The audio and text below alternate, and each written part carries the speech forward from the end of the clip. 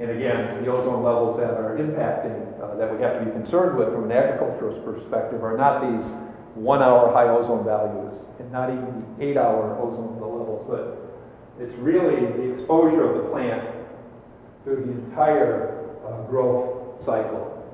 And so a new metric that's being used for looking at crop yield is the accumulated exposure to the plant during the growing hours, during the daylight hours above some threshold level. So this is a 40 ppb threshold level. But again, we think of this hemispheric background as rising and already beyond the 40 to 50. And so from an agricultural perspective, it's quite possibly that, that we're committed to damage, and all we can do is try to mitigate that damage by reducing the background levels. But it has, you can see here, the drag on yield is real, and it's a significant concern, especially if we go into a situation where it's exacerbated by changing climate that puts additional pressures on water resources for things like agriculture. Another connection between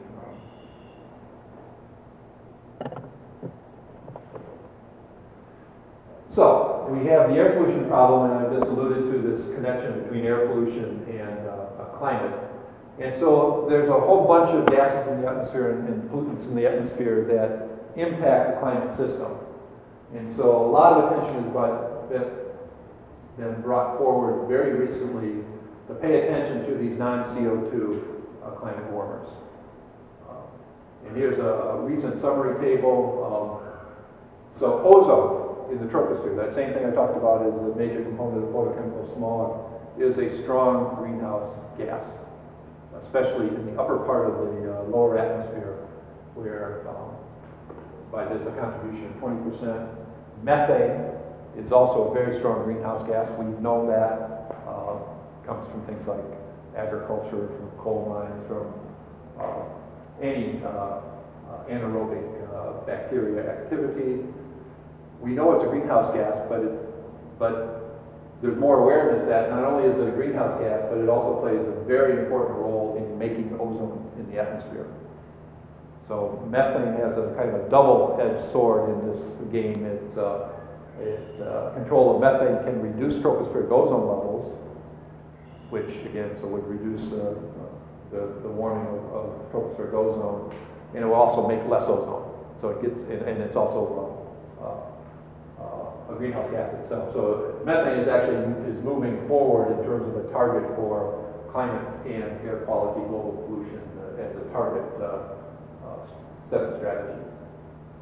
The halocarbons, or the replacement chemicals for the CFCs, are also very important greenhouse gases. They're very strong greenhouse gases. This is also brought into some really good policy because we have great success in managing the stratospheric ozone hole by introducing these chemicals, highly regulated. Worldwide production is going down, replacement chemicals are coming in. So people are beginning to say, should we not use that mechanism, the Montreal Protocol mechanism, as a strategy now, add to that, at least in this area, a climate component. And then the black carbon is one that we work very heavily on, in that it's uncertain, but it could be as high as 50% as important as CO2. And so if we add up all these non-CO2 sources, collectively, they are of similar magnitude as CO2. And so this has begun to, this gives attention for opportunities for dealing with climate change by not having a complete sole focus on CO2. CO2 has to be the dominant focus. We're not going to stabilize the climate at any target temperature in the long term without dealing with CO2. But the difficulty of dealing with CO2 cannot be underestimated as well.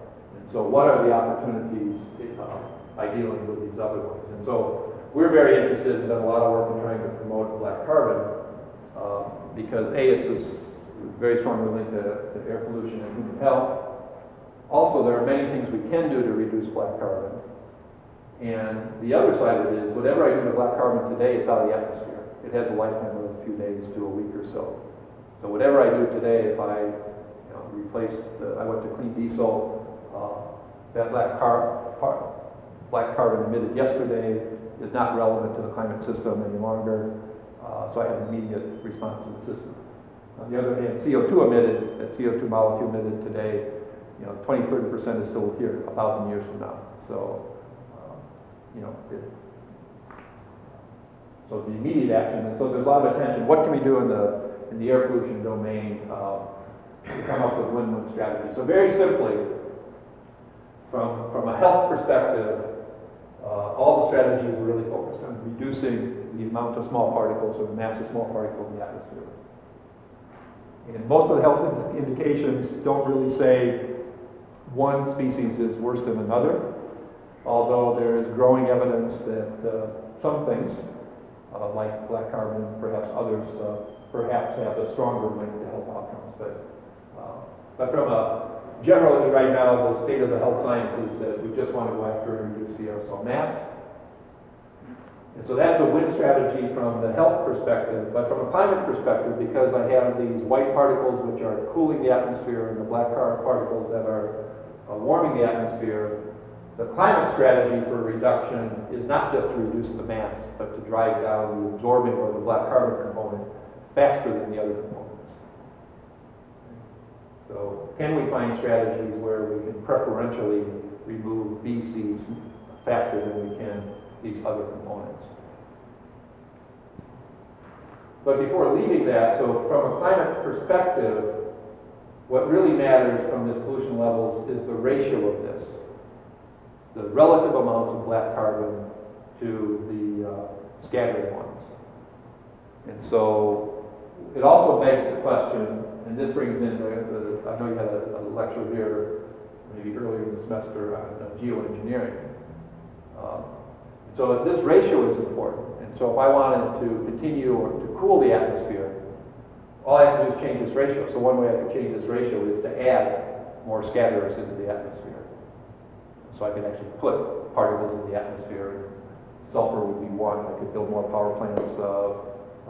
That's not an effective geoengineering because they're emitted too low, but you'd want to put sulfur higher in the upper atmosphere, and that would be a fun. But again, so this ratio is important from climate. It's just a relative change, but from a health perspective, we need to decrease the exposure. And so this is really the question that's really come forward is, are there strategies by focusing on black carbon? Can we find ways to aggressively reduce black carbon? And the nice thing about black carbon is it comes from a lot of different sectors. That means it's coming out of diesel, it's coming out of cook stoves, it's coming out of poorly designed industrial boilers, and it has strong indoor and outdoor components to it. But the other nice thing about black carbon is that, unlike CO2, where there's this differential of the CO2 emitted per country or per person, where we have vastly different emissions per capita depending on where they are, that's not the case with black carbon. The black carbon emission per capita is pretty similar, within a factor of 2 or so of each other. And it doesn't matter whether I'm in Europe, I have a black carbon problem because I have a lot of diesels and I have a lot of congestion, and so I'm having a health impact of black carbon, just as Beijing and India are having it. They might be due to different reasons, but everybody has a win strategy, immediate win strategy by reducing black carbon. And so one can think about moving forward, are we on a path that is going to lead us to a win-win strategy where we're going to be reducing pollution levels and reducing them in a way that's going to have this climate benefit as well. We've done some analysis, it's a little bit old now, where we looked at the best scenarios from the last intergovernmental report on climate change, where they looked at possible emission scenarios by region, depending upon they have a whole bunch of them. A1B is a little bit business as usual, although it's based on implementing current legislation. A few things moving forward, so it's not just business as usual total, but it has some environmental capabilities in it. And B1 is a much more aggressive strategy, a much greener outlook for the next couple of decades. And so these were scenarios that the report built upon. We ran them through our models in terms of looking at the change of the pollution levels and also this change of the ratio of BC to the scattering aerosol, so the black versus the white aerosol. And the first maps here are so essentially looking out to 2020. This is the change of aerosols, and the bright colors are all positive numbers, so pollution levels got worse. Under the A1B scenario, increased exposure, increased damage to human health, increased damage to agriculture. If we follow that path, that's the path we're on. Even under the very much more aggressive scenario, again, all these colors are positive, not as large, all positive. So from the health standpoint, these scenarios don't give us a win strategy by themselves. The good news is on the climate side, these scenarios actually had that's because pollution levels are increasing, and so the scattering aerosols are increasing faster than the black carbon. So we're not on that path. And unfortunately, over the last 5 years or so, one can see global emissions are really following much more on the A1B scenario than we are on the B1 scenario. They're continuing to increase in important ways.